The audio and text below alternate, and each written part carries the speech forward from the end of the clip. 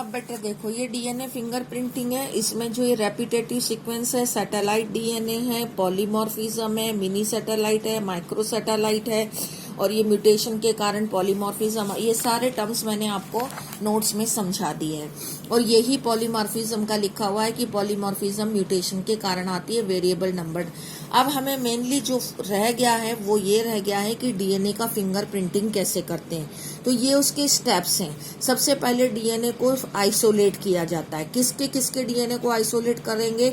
मान लीजिए हम पैटर्निटी इशू को सॉल्व कर रहे हैं, तो फादर के डीएनए, जो भी क्लेमेंट फादर हैं, जैसे दो पर्सन्स हैं जो क्लेम करते हैं कि ही इज माय सन, तो उन दोनों, मान लीजिए ये सन का डीएनए है और ये दो फादर हैं, तो इसके फादर के, ये फादर ए और बी और ये सन, तो इन तीनों के डीएनए को आइसोलेट कर लिया जाएगा सेल में से। फिर उसको हम डीएनए को आइसोलेट करने के लिए बायोटेक्नोलॉजी की मेथड होती है। सेल मेम्ब्रेन को डिसॉल्व करके डीएनए को सेपरेट करते हैं।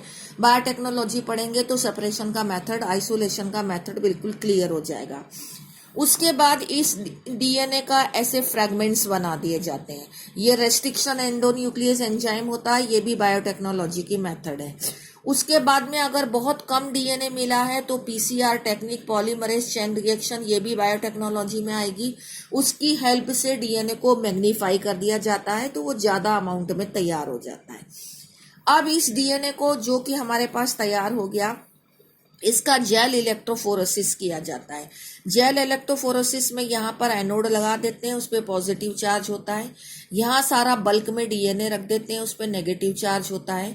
तो जो ये डीएनए के फ्रेगमेंट्स थे, उसमें से जो स्मॉल फ्रेगमेंट्स हैं वो एनोड की तरफ पहले जाते हैं, फिर जो बिगर साइज के सेगमेंट्स हैं वो पीछे, और उससे बड़े वाले पीछे। तो डीएनए इस तरीके से साइज वाइज अरेंज हो जाता है।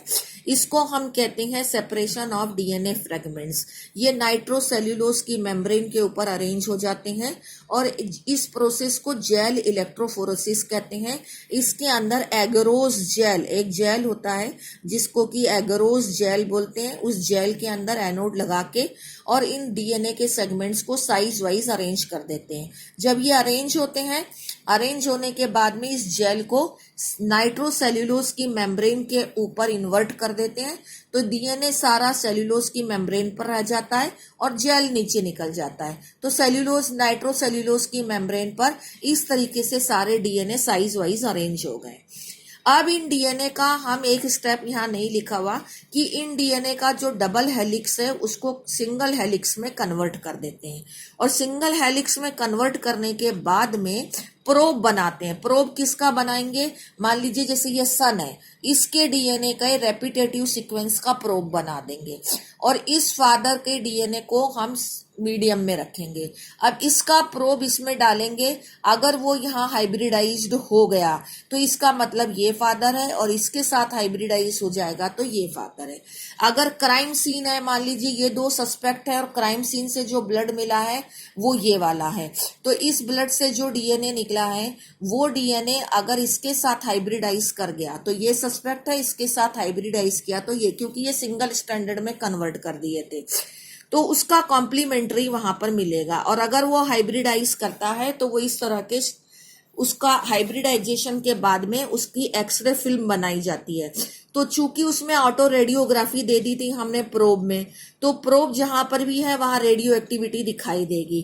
तो जहां जहां प्रोब जो है हाइब्रिडाइज हुआ है वहां वहां ऑटो रेडियोग्राफी दिखेगी और वहां डीएनए के स्ट्रैंड्स मिल जाएंगे। तो जो प्रोब है वही वीएनटीआर है, उसी का प्रोब बनाते हैं वीएनटीआर का। तो इस तरीके से डीएनए के जहां जहां हाइब्रिडाइजेशन हुए वहां स्ट्रैंड्स बन गए। अब वो जो स्ट्रैंड्स हैं, मान लीजिए सन के डीएनए के हमने स्ट्रैंड्स बनाए और दोनों फादर के डीएनए के स्ट्रैंड्स बनाए, तो जो सन के डीएनए के स्ट्रैंड्स हैं वो किस फादर के डीएनए के स्ट्रैंड से मैच कर रहे हैं? कम से कम 50% स्ट्रैंड्स मैच करने चाहिए, क्योंकि सन के पास 50% पॉलीमॉर्फिज्म मदर की है, 50% फादर की है। और अगर क्राइम सीन है तो क्राइम सीन में 100% मैच होने चाहिए। मान लीजिए ये दो सस्पेक्ट हैं, जैसे इन्होंने यहाँ पर लिया हुआ है, ये दो सस्पेक्ट लिए हुए हैं और दोनों सस्पेक्ट को जो क्राइम सीन से ब्लड मिला है उसके साथ मैच किया हुआ है। और ये टैंडम रिपीट्स दिखा रखे हैं कि इसमें 11 बार टैंडम रिपीट्स है, इसमें 7 बार, ये 7वें क्रोमोसोम के अंदर, ये दूसरे 15वें में, ये 16वें में, और ये टैंडम रिपीट्स का नंबर लिखा हुआ है। तो ये क्राइम सीन से जो डीएनए मिला है वो इस सस्पेक्ट के डीएनए से मैच कर रहा है। इस तरह से डीएनए फिंगरप्रिंटिंग क्राइम इश्यूज को और पैटर्निटी इशू को सॉल्व करने में यूज होती है। Thank you.